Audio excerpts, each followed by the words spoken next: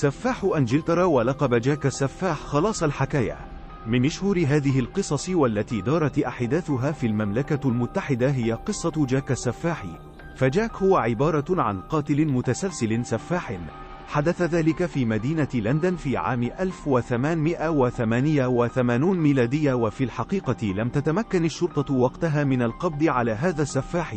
تعتبر شخصية جاك السفاح لغزا تاريخيا محيرا حتى يومنا هذا، واليوم سنعرف ما حدث بالتفصيل في هذه الحلقة. تدور أحداث هذه القصة في عام 1888 ميلادية، وبالتحديد من يوم 7 من شهر أغسطس وحتى 10 من شهر سبتمبر، حيث تم قتل 5 فتيات في منطقة وايت شابل. لم يكتفي القاتل بعملية القتل فقط، بل قام بتشويه أجساد ضحاياه. وصل لميرولا أنه كان واضحا أن القاتل لديه الكثير من المعلومات عن علم التشريح، على الرغم من محاولات الشرطة القبض على السفاح إلا أنهم لم يتمكنوا من الوصول إليه. طوال الشهور 3 من عام 1888 ميلادية كانت حالة الرعب والخوف الشديد هي المسيطرة على شوارع منطقة إيست أند في مدينة لندن. لاحقا تم إطلاق لقب جاك السفاح على ذلك القاتل الذي يقوم بقتل ضحاياه ومن ثم تشويه أجسادهم بطريقة جعلت رجال الشرطة في حالة من الذهول بسبب ما رأوه. البعض يروي بان عدد ضحايا هذا القاتل ليس 5 فقط، بل أنه في الواقع 11 ضحية تم قتلها على يد هذا القاتل المتسلسل. بالنسبة لضحايا جاك السفاح فقد كان الوضع سيئا جيدا فور اكتشاف جثثهم. في يوم الجمعة الموافق 31 من شهر أغسطس عثرت الشرطة على جثة ماري أن نيكولز. كانت ماري تبلغ من العمر وقتها 42 عاما. وجدتها الشرطة في شارع باكزرو دور والد حاليا. كانت الجثة مصابة بكدمات كما كان حلقها مقطوع تماما. ليس هذا فقط، بل اكتشفت الشرطة أن بطن الضحية قد شقت أكثر من مرة. بالنسبة للضحية الثانية فقد كانت آني تشابمان. في الحقيقة هذه الضحية كانت تعمل في الدعارة وكانت تبلغ من العمر وقت الوفاة 47 عاما.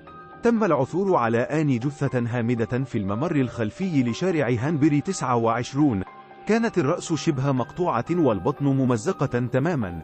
القاتل قام بإزالة جزء من مثانة ومهبل الضحية.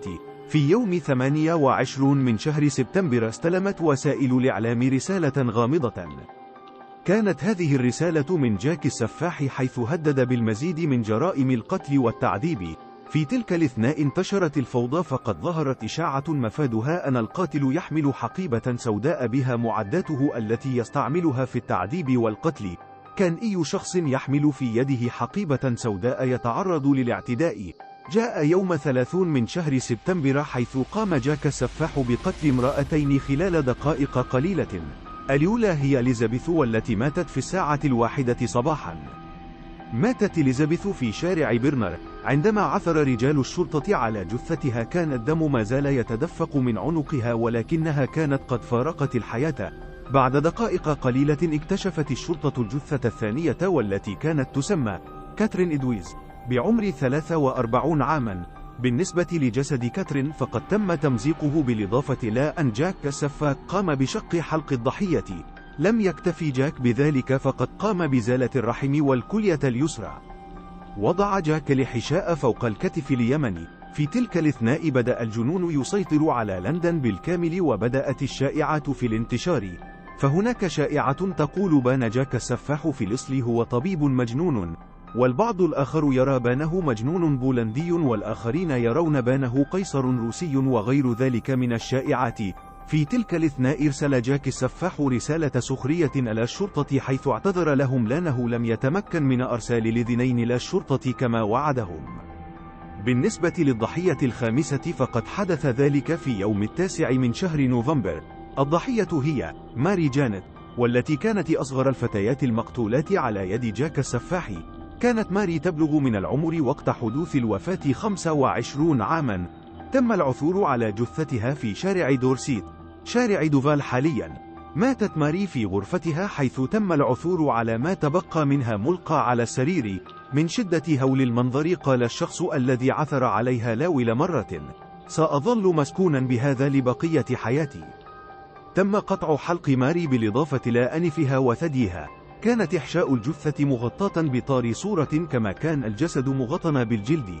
لم يتم العثور على القلب. نتيجة لهذه الجريمة سادت حالة من الغضب الجماهيري الكبير نتج عنها استقالة السير تشارلز وارين رئيس الشرطة وقتها.